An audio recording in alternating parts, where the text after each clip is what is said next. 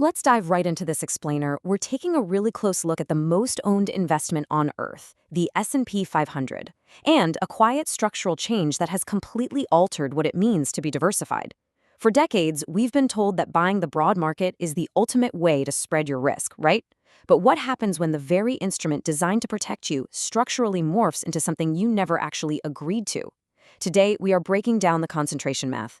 We'll look at a historical comparison that's going to make you sit up straight, address the counterarguments, and give you a straightforward engineer's method for fixing your portfolio. Let's get into it. When you buy a standard S&P 500 ETF, it officially holds 503 stocks. On paper, that number sounds amazing. It sounds like an incredibly broad, durable safety net. You're buying into a massive swath of the American economy, figuring if a few companies stumble, you've got hundreds of others to hold you up. But mathematically, your index actually behaves like just 54 stocks. No, that is not a typo. 54. It's a shocking reality, and honestly, once you understand the math behind this, it's going to change how you view index funds and the word diversified forever. Section 1. The Diversification Illusion, Decoding the Effective N. So, to understand why 449 names in your index are basically just background noise, we need to look at a portfolio theory measurement called the effective number of stocks. It asks, if your index were equally weighted, how many stocks would it need to behave the way it currently does? The answer is driven by the Herfindahl Index, or HHI. Now, this is actually a concentration measure borrowed straight from antitrust analysis. And as of May 2026, the S&P 500's HHI is sitting at 185. This proves our working theory is based on unarguable, hard math, not just market opinion.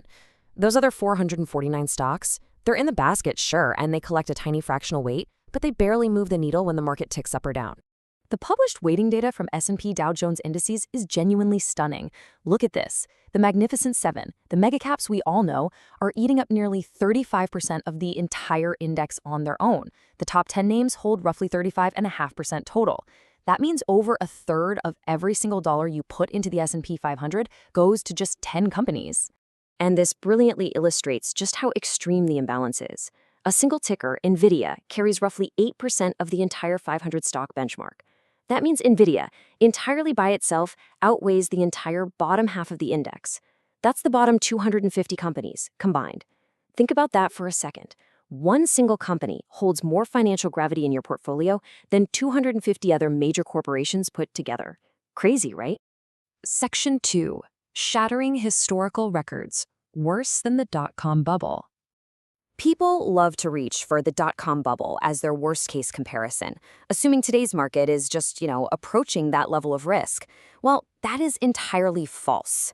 Back in March of 2000, at the absolute peak of the dot-com mania, the top 10 S&P 500 names held 26% of the index.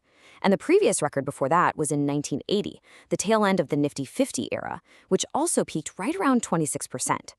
Today's concentration of 35.5% isn't just approaching those historical peaks, it has blown past them by an absolute mile. It gets even more pronounced when we look at sector weightings. At that 2000 peak, the information technology sector held 33% of the index. Today, if you sum up the tech sector and add in the megacap communication services like Meta and Google, you blow right past that 33% line. Throw in the massive semiconductor sleeve, which now occupies around 23% of total S&P 500 market cap, and it becomes glaringly obvious. A single thematic story, AI infrastructure spending, is dominating the index more heavily than entire economic sectors did in the absolute worst comparison case anyone keeps citing. Section 3. The Double Counting Trap. Stacking the same bets. So here's the trap. An investor wants to be responsible, right? So they buy SPY for broad market exposure. Then, they want a little extra juice, so they grab a tech ETF like QQQ for a growth tilt. Finally, they see semiconductors booming, so they buy a fund like SMH.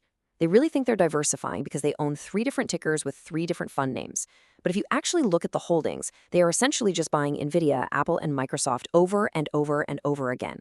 It's the exact same macro theme dressed up in 3 different outfits, and you're paying 3 different expense ratios for the privilege. I love looking at this through an engineering lens.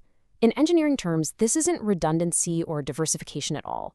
It's like calling a structure redundant because it has 3 load paths, but all 3 of those load paths are feeding directly into one single massive column. If that column shakes, the whole structure comes down. That is not redundancy. It's a dangerous labeling exercise where literally all your financial weight rests on a single point of failure. Section 4. The Equal Weight Alternative. seeing the true market. If you want to see the diversification you are actually missing, look at the ticker RSP, the equal weight ETF. By making Apple equal in weight to a mid-sized industrial company and making Nvidia match the weight of a regional bank, the RSP ETF actually mirrors the real U.S. economy's sector mix. In that world, industrials sit around 16%, financials 15%, and IT at 14%. This really highlights exactly how skewed the standard cap-weighted SPY is, where IT runs north of 30% and the top 7 stocks absorb over a third of every incoming dollar. But, what does it cost to actually diversify? Well, over the past 10 years, the concentrated SPY undeniably won. It returned roughly 14.5% a year compared to RSP's 11.5%. Cap-weighted won decisively in a mega-cap bull market for sure, but year-to-date in 2026, the script has completely flipped. RSP is outpacing SPY by roughly 5% as mega-cap leadership has started to narrow. And yes, RSP charges 20 basis points versus SPY's 9, but honestly, that 11 extra basis point difference, think of it as the price of true diversification. It's a remarkably cheap insurance policy, so you aren't betting your entire retirement on just 7 companies. Section 5. Did they earn it? The case for the megacaps. Now, to be completely objective here, we have to look at the strongest counter-argument. And the simple fact is, the Magnificent Seven actually earned their dominant position. Unlike the 2000.com era where companies had 0 earnings and just a flashy Super Bowl ad, today's giants generate roughly 30% of the entire S&P 500's earnings and a staggering 40% of the free cash flow. Concentration here matches profitability. The AI CapEx is showing up on real revenue lines. We're talking NVIDIA's data center, Microsoft Azure, Google Cloud, not just in press releases. And frankly, an investor who rotated away to an equal weight fund too early in 2023 completely missed out on a generational run. There's a quote that perfectly captures the duality of this situation. Today's leaders are real businesses, and the index is more concentrated than it has ever been on record. Those statements do not cancel each other out. That's exactly it. We must accept that these are incredible, wildly profitable businesses, while simultaneously acknowledging the massive, historically unprecedented concentration risk they present to a supposedly diversified portfolio. Both things are true at exactly the same time. Section 6. The takeaway. Measure what you actually own. Ultimately, your broad market fund does not give you the diversification its name implies. So I highly encourage you to follow these 4 simple steps to audit your own portfolio. First, pull the top 10 holdings of every single ticker you own. Second, sum up all the duplicated names. Third, check what percentage of your total net worth is actually sitting in a single name or a single macro theme. And fourth, look in the mirror and decide if that reality actually matches the risk level you thought you were taking. I promise you, most people who run this exercise for the very first time find a concentration number they really don't like. So I want to leave you with a challenge today. Do your homework. Run that 4-step audit. What is your most concentrated single name? Drop the ticker and the percentage you found in the comments below. I would absolutely love to see what you discover. And if this explainer changed how you view your index funds and the true meaning of diversification, remember to subscribe to the channel so you never miss out on making sense of the complex numbers shaping your life. Until next time, keep measuring what matters.